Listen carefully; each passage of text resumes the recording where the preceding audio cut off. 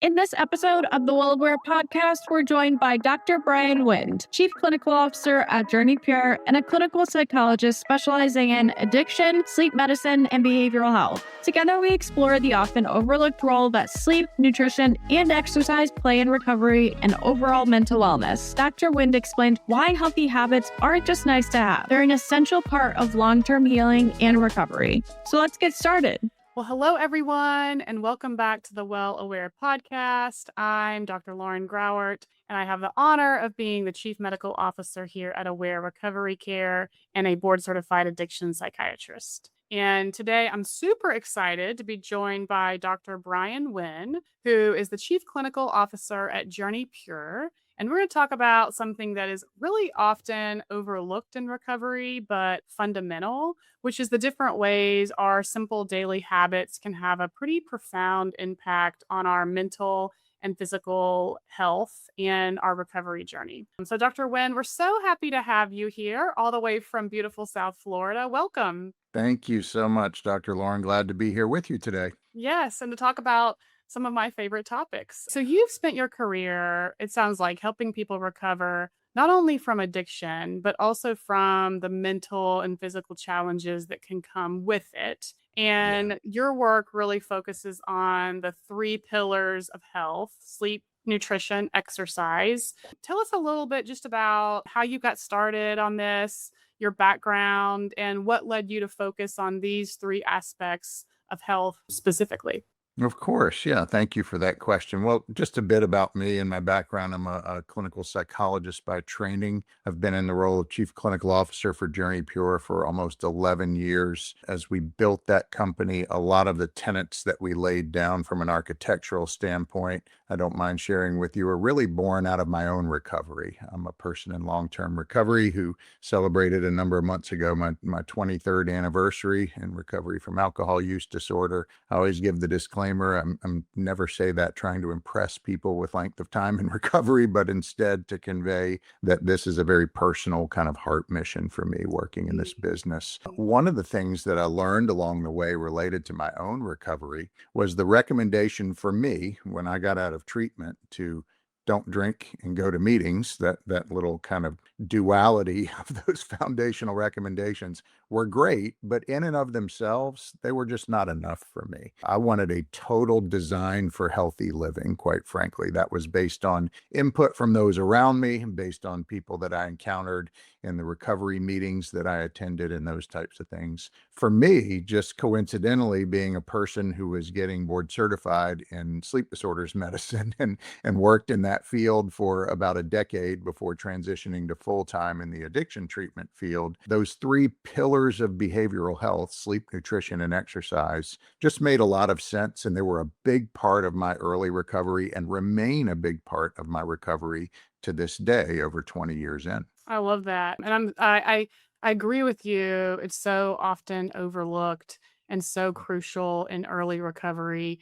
If you're not talking about really all three of those, we often see folks struggle, which can lead to vulnerability to recurrence. And you mentioned sleep. Being a female over 40, sleep is one of my favorite things to talk about. So let's talk about it. It's one of your areas of expertise. Why is sleep so commonly disrupted for folks struggling with addiction and in early recovery? Talk us through a little bit about the neurobiology of that. Absolutely. I think there are multiple layers of reasons for that, Dr. Lauren. First and foremost, let's talk about alcohol, for example, just as an example. Obviously, there's multiple other classes and families and types of mood-altering substances we could apply a lot of these principles to, but we'll use alcohol as an example. Alcohol is a central nervous system depressant, right? It has a sedating effect for most people who are quote unquote normal when it comes to alcohol use, right? A little shot of something before bedtime can help push somebody off to sleep, right?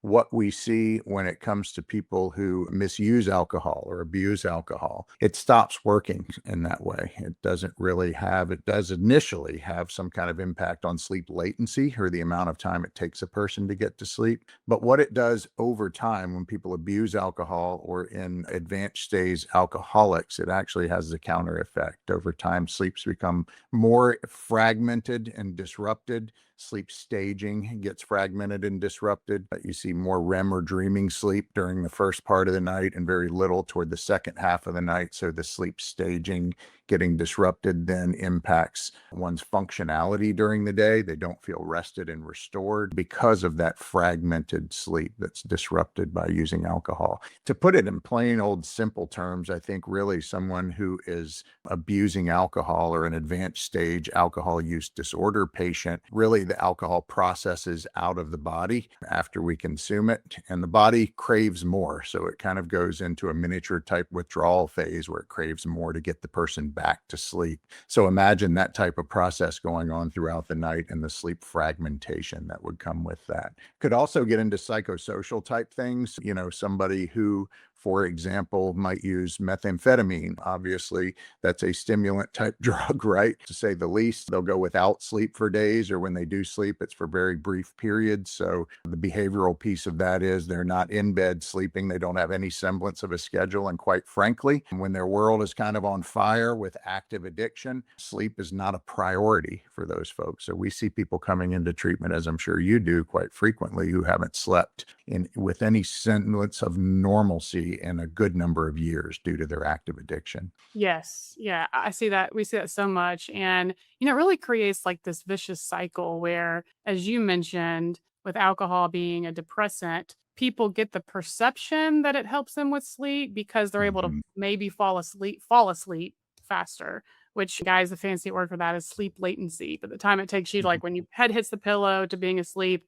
alcohol can sometimes give the impression or even like help people, I'm going to use the quotes, fall asleep faster. But then what you said is the most important part, which is it disrupts sleep. I think we know particularly it disrupts stage 4 sleep the Mhm. most, which is Correct. a restorative part of sleep where you dream, where you memory consolidate, where, all the sleep apps track deep sleep. And so it's like, it's really pretty vicious because it's It like, is. It gives you is. this perception you can fall asleep better, but then it's coming in and stealing those parts of sleep that really contribute to feeling rested, right? Right, right. And continuing with the alcohol example, there are other factors as well, such as the sedating effect, causing those muscles around the upper airway to collapse down super easy when one falls asleep. The impact of that is the walls of that upper airway vibrating together, and the sound of that is snoring. So, if you have ever experienced, after having a couple of drinks and waking yourself up kind of snorting or gasping, or your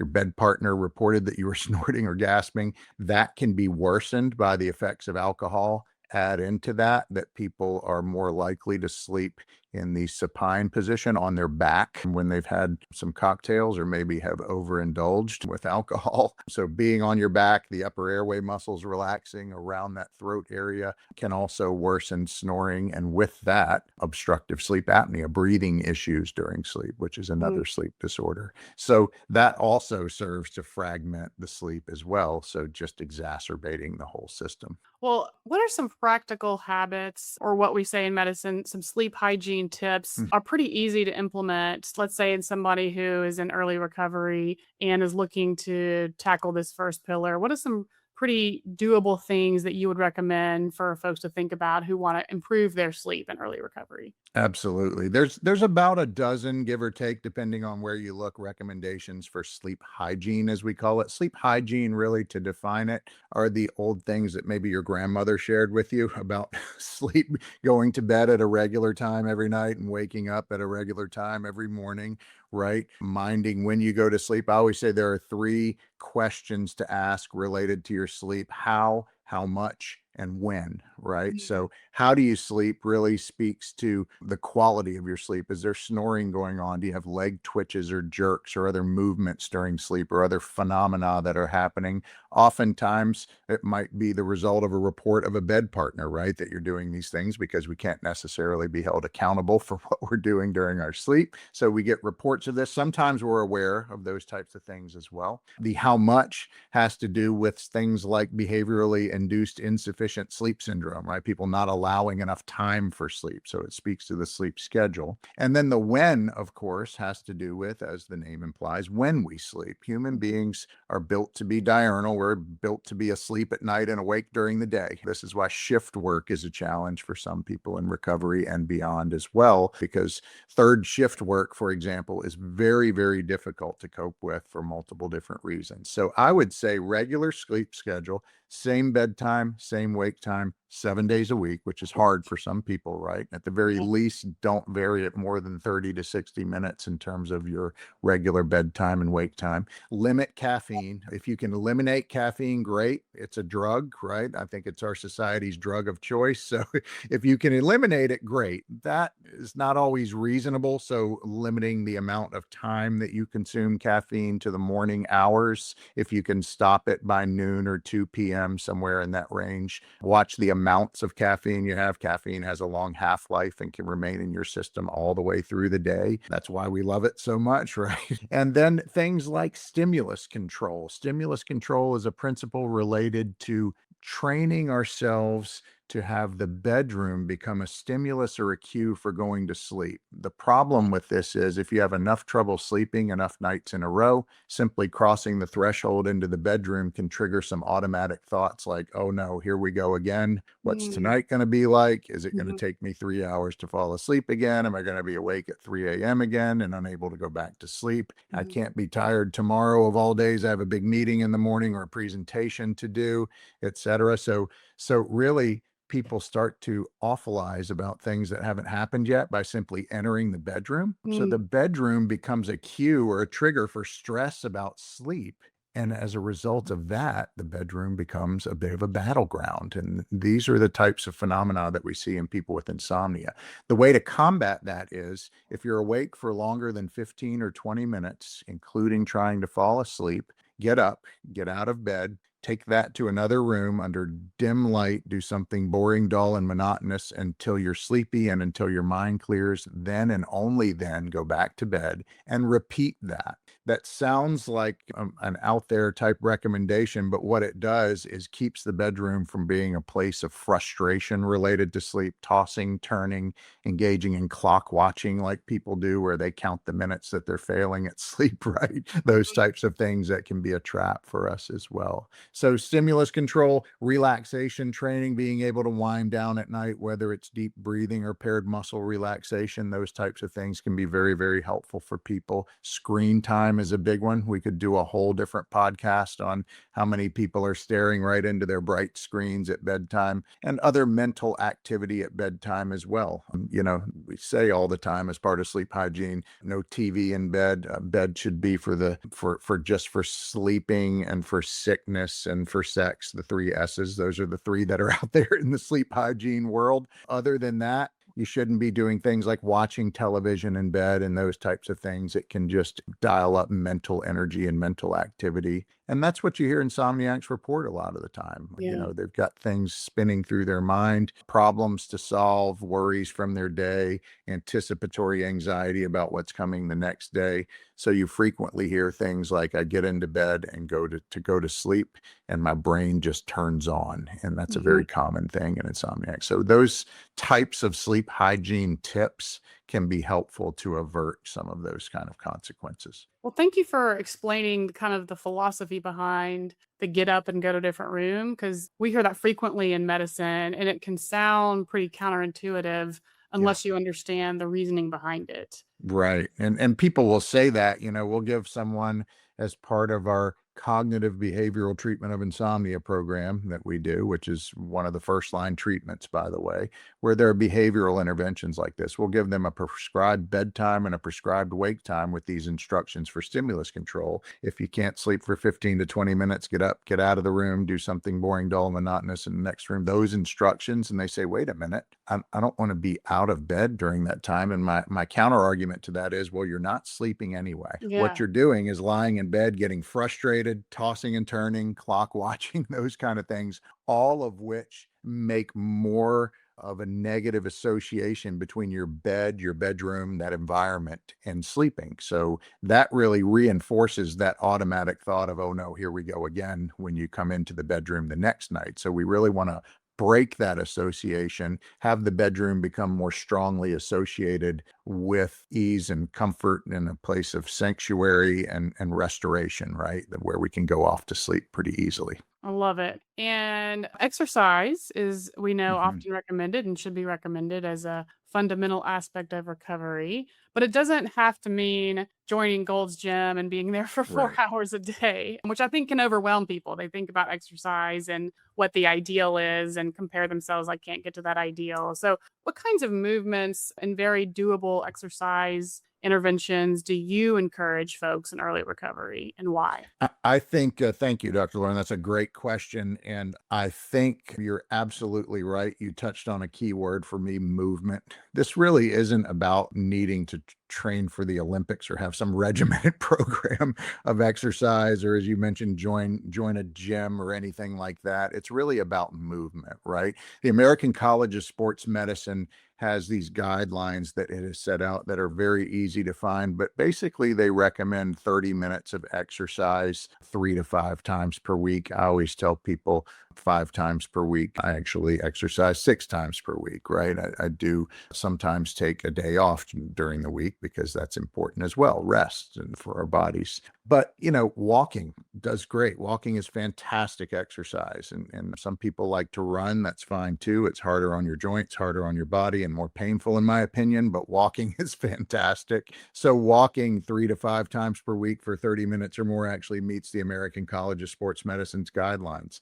So, it doesn't have to be anything structured. What I love is as we're developing kind of a multi layered, comprehensive continuing care plan, why not build in healthy recreation that also doubles up as healthy exercise habits, right? So things like yoga and meditation, other fitness endeavors like going to the gym, joining a walking group, or asking people who are from your home group or from your recovery group if they want to, start cycling and riding bikes and those types of things. So you can get kind of a 2-for-1 or a 3-for-1, get some healthy recreation out of it, some social integration and interpersonal dynamics with people that are healthy minded and in recovery like you, and also get the exercise that you need fit in as well. I switch up just on the personal side. I go to the gym and I actually do lift weights every other day. And then on the off days, do yoga. And then I walk most days, and probably 5 days per week, maybe 6, a lot of weeks. That also gives me a sense of mental balance. It's a place where I've learned to decompress and kind of process through all my thoughts for the day. So it's kind of a mindfulness place for me as well to be able to walk. Sometimes I enjoy doing it alone for that reason. Yeah, it sounds like you found a way to really check off a lot of additional boxes with walking, whether it be integrating other people for the social aspect, or maybe intentionally not integrating other people for kind of a Sure. mindfulness exercise. So, but I love that take home message of like it can be something that's very doable. And I have Absolutely. found it has to be something that you ultimately enjoy or look forward to continue long term as well. Absolutely. It feels like work otherwise. And the reason I love incorporating it into a multi-layered continuing care plan is there's usually an aim at having some sense of accountability and some sense of connectivity with that, right? Especially if it's a social recreational type thing, get you up and out of the house and into a gym or into some type of arena where there's other people who are like-minded. You can make new friends and connections that way. So it's really an amazing way to be able to check that box off related to exercise and adequate movement and early recovery. And again, that's really what it's all about, just moving, right? Yeah. Well, you've kind of tapping into your experience and knowledge. You've worked with thousands of people throughout your career in early recovery, in late recovery, I'm assuming. Over your career looking back, what are some themes or consistency that you have seen that tends to predict success in recovery? And maybe kind of the counter at the same time. What are maybe some red flags or some things people should watch for that might harbor challenges to come in recovery? Yeah, absolutely. Well, first and foremost, I've made reference to a comprehensive continuing care plan multiple times. Honestly, I think there's two parts to recovery. There's the getting well, and then there's the staying well, right? It's not too different. than something like, for example, smoking cessation, right? You can quit smoking, but the important piece of the puzzle is to remain quit from smoking, right? And that's where most people have trouble, right? Some people quit every day and start again the next day, and it doesn't look like they've quit at all, right? So the maintenance of wellness, really the getting sober and the staying sober, to put it in plain old terms. To me, part two is actually the more important part, because that's where the rubber meets the road. That's where somebody re-enters the world after treatment or after cessation of use of mood altering substances, and they're able to maintain wellness on a long-term basis. With that, they have to have a comprehensive continuing care plan in place that would involve some core foundational pieces for me: individual support, group support, studying the literature, working the program, and some sense of spiritual connectivity, whatever that looks like for people. Those are kind of the 5 foundational core building blocks. Beyond that, how well a person executes on the other self-care type pieces of their continuing care plan is really important and predictive of long-term success recovery as well. What do I mean by that? Scheduling an appointment with a therapist, for example, as needed, a psychiatrist for medication management. A lot of people haven't seen a dentist in a long time, right? We don't get people that call us for treatment on a good day or when they're on a winning streak on things like that. So we've seen people that haven't seen a dentist in many, many years or ever, even in their adult life in some cases.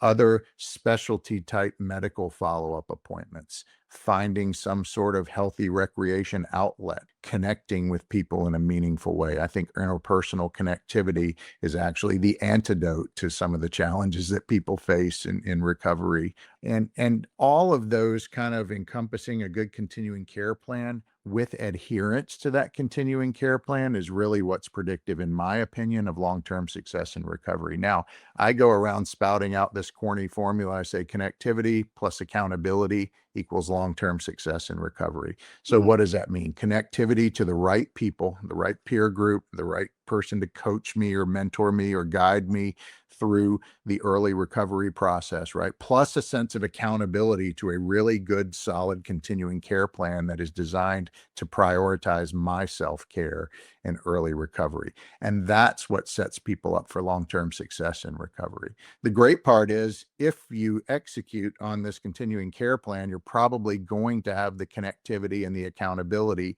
built in if you truly execute on that. So I think that those pieces are the most critical pieces of the puzzle during that fragile first year of recovery. So helpful. And this is, I mean, I could talk to you for like all day. It's like you said, we could do a whole nother thing on digital addiction. We could do a thing on sleep training for parents. Mm, I mean, there's so many parallels, I think, to yeah. parenting and that. But what do you kind of, as we summarize and come to a close here, what's one key message that you hope people take away from this and resonates with people as it relates to the connection of physical health, mental health in early recovery? What do you want folks to remember from this? Yeah, I would reiterate, Dr. Lauren, the initial statement that I made. Recommendations about ceasing use of mood altering substances and attending recovery groups, both great, solid recommendations, right? But that's not where the road ends. That's really a conversation starter, not a conversation ender, right? There's so many more layers that are so critical in the interest of developing a healthy design for living that is multifaceted, that include things like sleep, nutrition, exercise, and healthy connection with other people. So from this, I would say continuing care planning might be one of the singular most important pieces of service delivery work that we can do with people, is paying close attention to collaborative work with each patient on developing a workable continuing care plan for them that is comprehensive in nature, has achievable goals, and will set them up for long-term success in recovery. I love it. A perfect summary, really succinct and really, I think, doable and executable, and things that we forget a lot in recovery. So this has Absolutely. been such an important message. Thank you so much for joining me today, Dr. Wind. I mean, your insights about connection to others, sleep, exercise, recovery are so valuable. And I think our listeners will really walk away with some great reminders about the next steps to take that are truly, fundamental to success in recovery. Where can our listeners learn more about you and your work? JourneyPure.com. That's our website, JourneyPure.com. I don't mind sharing my email address as well. It is B as in boy, wind, WIND, @JourneyPure.com. Always happy to hear from people. Awesome. Well, thank you so much for joining us. It's been an honor. And that's all for today's episode of the Well Aware Podcast. Thank you for tuning in.